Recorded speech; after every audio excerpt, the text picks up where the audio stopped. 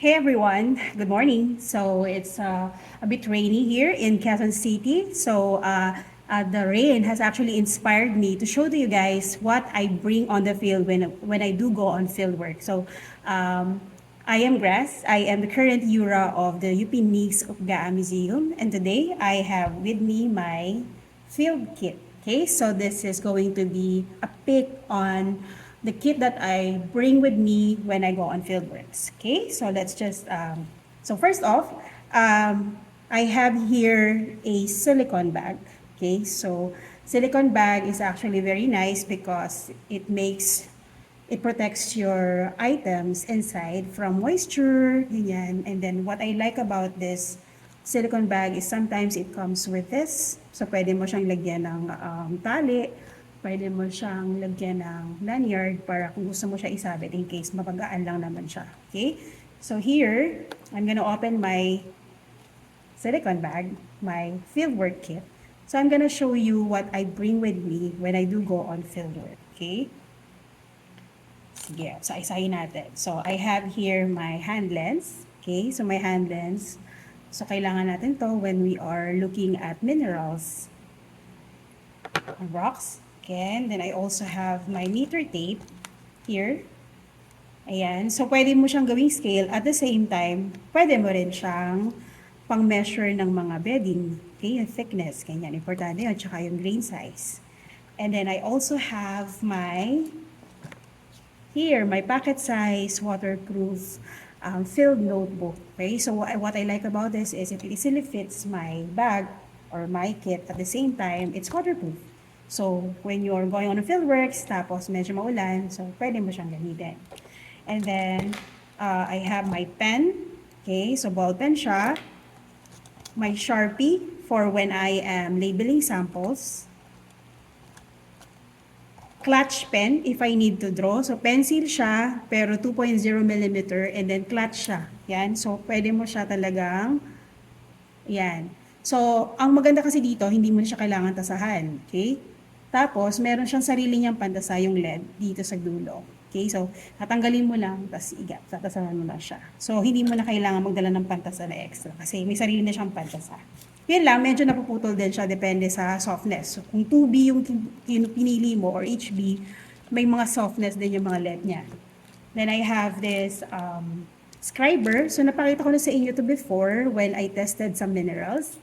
So here, gusto ko siya kasi pwede mo siyang baliktarin. Ganyan. And then pwede mo siyang ibalik para din hindi niya masascratch yung mga kasama niya dun sa bag mo. Okay? Then I also have my water spray. So take note guys, sometimes mahirap mag-identify ng minerals kung hindi mo nakikita yung individual components, right? So kailangan mo siyang sprayhan para makita mo yung contrast. Yan, so meron ako niyang spray.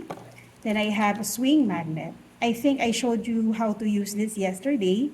So yan. So swing magnet yung mas maganda over any other magnet kasi mas sensitive siya dun sa magnetic property ng mineral mo or ng rock mo. Then I have my eraser here for when I need to erase my entries sa aking field notebook. And then I have pre-cut na mga sticker papers para din for labeling rocks. So, I'm actually using, search nyo lang, meron sa Lazada yung Shopee, yung sticker paper na gawa sa rocks. Maybe I'll show you a video of that or a photo in the coming days. So, kinat ko na siya para lalagyan ko na lang ng label, or susulatan ko muna, nilalagay ko na lang dun sa bato or sample ko, right? And then I have paper clips. Yan, naka-individual pack din siya kasi ayoko siyang nabibend. So may paper clips then for when I need to clip certain entries in my field notebook. Yan, may extra ako na paper clips. I also have book light in case nagdala ko ng book sa field, maps, tapos medyo dumidilim-dilim na, at least pwede ko siyang i-clip doon sa sa book, tapos on ko lang yung light, pwede na ako magbasa, right? Pwede rin siyang pang flashlight.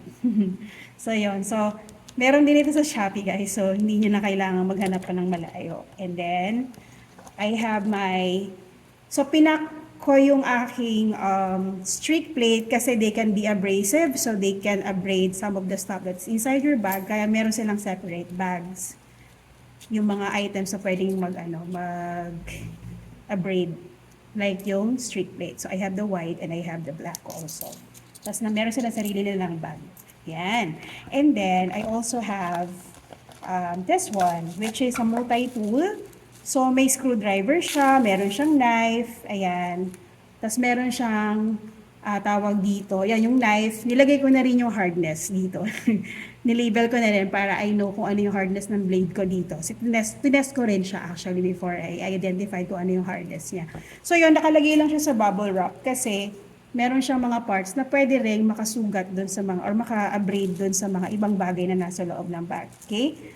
So, hindi naman kailangan lagyan ng bubble wrap, pero ano lang, gusto ko lang din protektahan yung other items na meron sa bag ko. So, that's really about it. Nagkasya naman lahat in just one bag. This is I think this is a 400 ml silicone bag. Meron din dito sa mga sa Lazada and Shopee.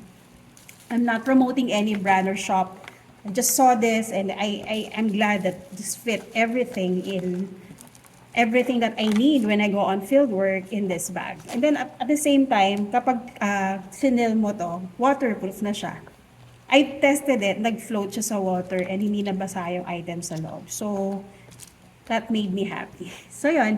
So, that's it for my field work kit. Maybe in the coming days, I will show you my first aid kit naman para you'll have an idea as to what you can bring para then for emergency cases. Okay? So, next time, guys, again, this is Grass of the UP Nigs of GAA Museum. See you later.